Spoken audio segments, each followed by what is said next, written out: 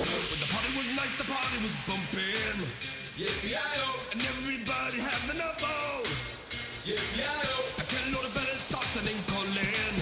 Yippee-yi-yo, and the girls they all respond to the song. All right, Barkin with the Dawgs. Episode 2 of the new school year is out, and I'm here with Coach JT Robbins, who's been our rodeo coach now for 1 year, going into year 2, year 3.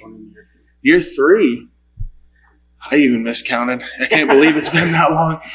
Time certainly flew by. It's great to have you on. I'd love to hear about rodeo, and rodeo is such a misunderstood sport, and obviously in Montana we understand it, but not everyone does, and it's going to be great to hear about our great program that you've built here in the last 3 years and how far we've come in the last 3 years is super cool, with athletes getting notoriety and how close the other athletes have gotten with the new rodeo kids and how many more kids there are and the high caliber of athletes that you've brought in. So first, I'd like to ask you kind of your journey to Montana Western. Well, yes, some people don't realize I was raised in Dillon. I graduated high school from Dillon.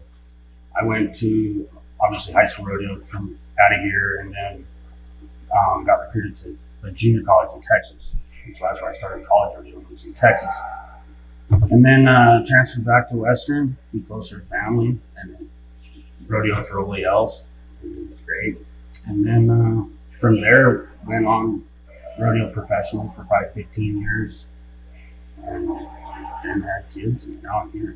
So now you're kind of settling down. I know you've got 2 daughters, and obviously your wife, Jolene, is great. She's done a big part in our foundation here at Montana Western and getting the new stadium and helping athletes get recognized here at Western. And she does a great job keeping everybody updated on rodeo season throughout the year. It's hard to do when you don't have very many rodeos here in Dillon, but we do get to have one this year. It actually falls on our bye week, so this will be the first time we get to actually go to the rodeo and get to support the other athletes that we've become so close with over the last 3 years. So what has been your kind of goal the last 3 years to build your own program?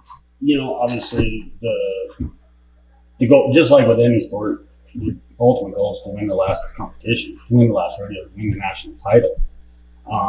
My philosophy kind of has always been, if I can have great individuals, we'll have great teams. And so that's obvious. That's how I kind of approach it. And it's working. I think every year we get better, we get stronger. And it's a great group this year. Looks really strong. How many kids did you bring in that are new? There's 19. There's 19 new ones. So how many kids are total on the team? 47. 47. That's a great number. I don't believe we've had those kind of numbers since I've been here. Yeah, it's a lot of big group, but rodeo kids kind of grow up fast. And, yeah. To an extent, take care of themselves a little bit. Yeah, it's certainly different from football and other sports where you kind of have a set schedule constantly. Those guys are kind of dealing with their own animals. It's kind of more of an individual sport with the team aspect in college. What's it been like having almost all your kids? I mean, you're going into year 3 now, so I mean, it's almost all your kids that you've recruited. So what was like the things you're recruiting for when you go out to recruit? Number one, good humans. It's pretty hard, I think, for people to be successful if they don't have the tools to just exist good, and be good, be goal oriented, be driven, and then obviously talent, like kids that want to win, have a history of winning, and want to get better. Absolutely. It's been great to get to watch as the years have went on. Like I said, I still can't believe this is your 3rd year with us, and I think that it's been really cool that the new kids you brought in have been so welcoming to everyone else who have questions. And I interviewed Tavy Lino earlier this year and Brett Bartholomew, who's now gone, and we've been friends since he was a freshman and I was a sophomore. And so it's great to see all these new kids come in and they want to be friends with all the other athletes. And so I think it's really cool that they've supported us and we get the chance to support them this year. But how do rodeo athletes prepare compared to football players? Like for me, I have to prepare my body physically all week, just like a rodeo, but you get 1 shot this weekend or 3 shots, however it goes. Whereas we have 90 some plays to get in a rhythm, get going, and we have practices throughout the week that we're shown what's going to happen, whereas you're not shown what's going to happen.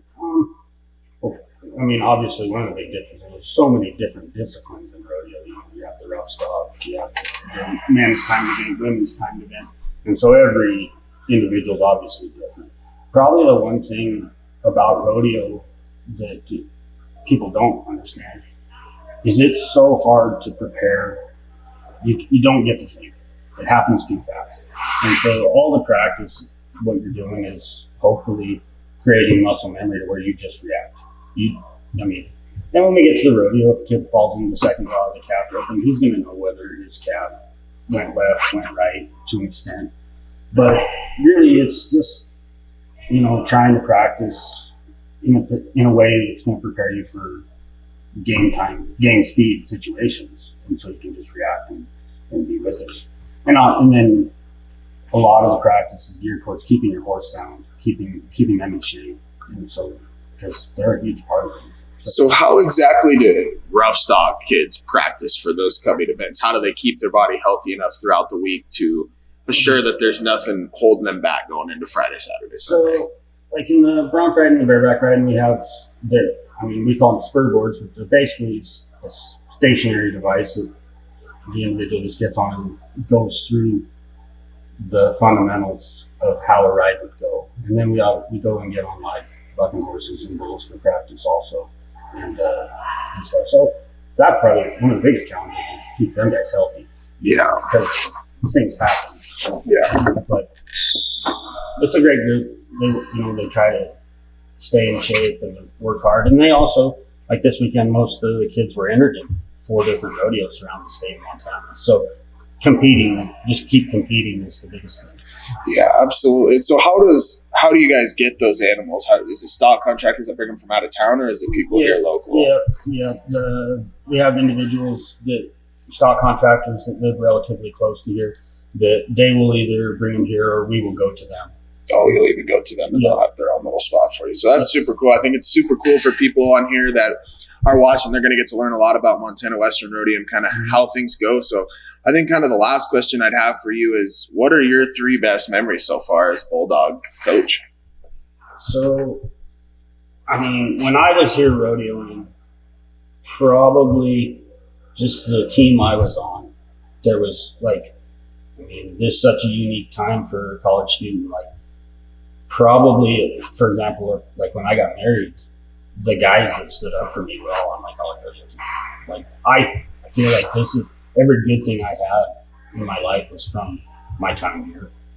And then, so far as a coach, just to be around these kids and watch them progress and watch them get better, it's pretty special.